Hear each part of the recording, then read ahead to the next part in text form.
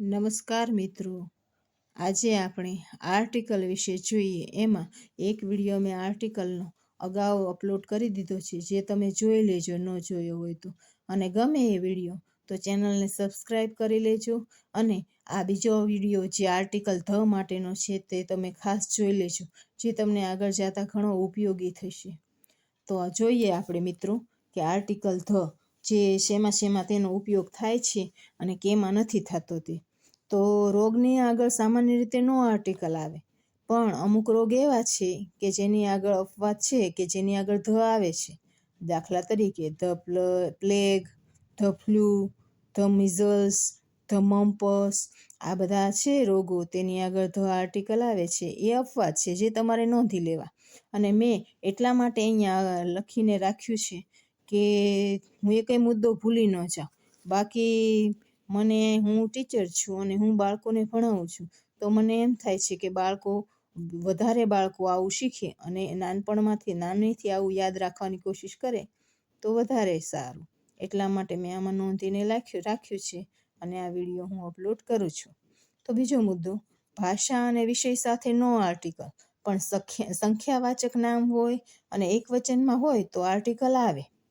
કોઈ પણ વ્યક્તિના બે વ્યવસાય હોય તો પ્રથમમાં આર્ટિકલ આવશે, જ્યારે બીજામાં નો આર્ટિકલ. આ તમારે ખાસ ધ્યાનમાં રાખવાનું છે.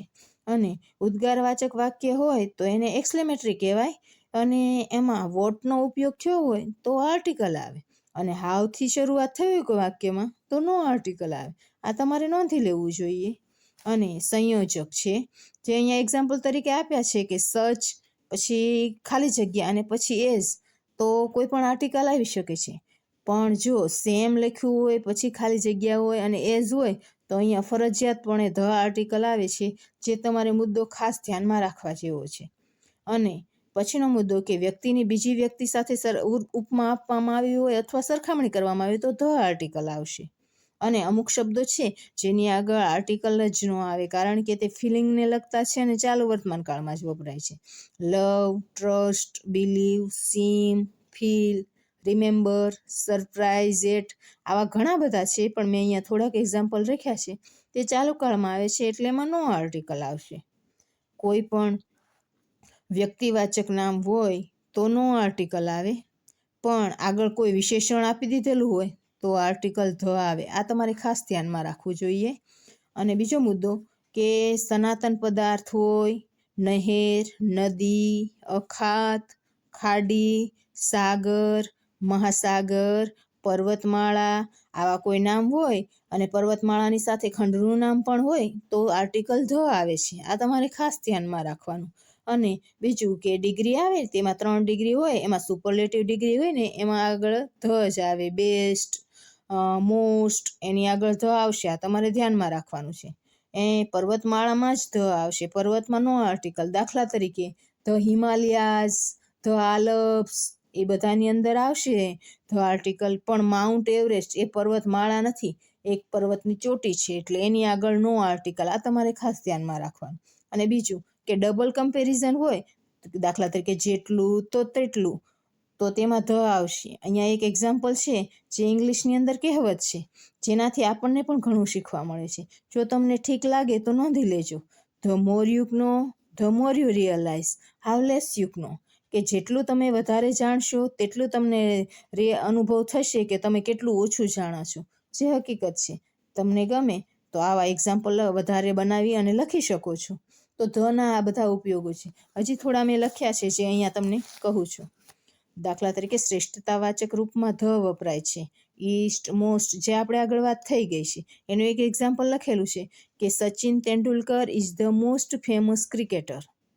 તો સચિન તેંડુલકર તો ઘણા સચિન હોય, પણ જે ક્રિકેટર છે ફેમસ છે એટલે એમની આગળ ધ આવશે. સંબંધક વિભક્તિ હોય ને તો નો આર્ટિકલ. એ તમારે ખાસ ધ્યાનમાં રાખવાનું છે.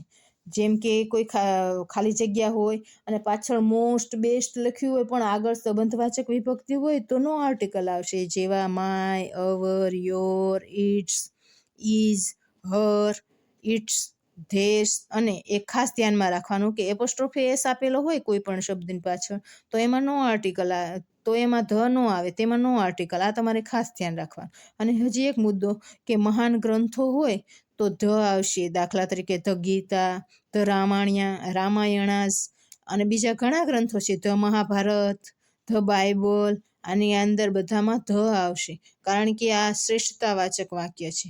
એટલે એ તમારે ખાસ ધ્યાનમાં રાખવાનું. અને આવા મને ગુજરાતીના ગ્રામરના પણ અમુક મુદ્દાઓ બાળકોને સરળતાથી શીખવતા ફાવશે. જો તમને ગમે તો મને કોમેન્ટ કરજો, હું આવા બીજા વિડીયા બનાવીને મૂકીશ. દાખલા તરીકે ગુજરાતીમાં છે છંદ, અલંકાર, શબ્દ જોડણી, સંધિ છોડો, જોડો, અમુક વસ્તુ જે બાળકોને ન ફાવતી હોય તો હું અહીંયા વિડીયોમાં કરાવીશ અને તમે જોજો. તો મને એટલું સાંભળ્યા બદલ તમારો ધન્યવાદ.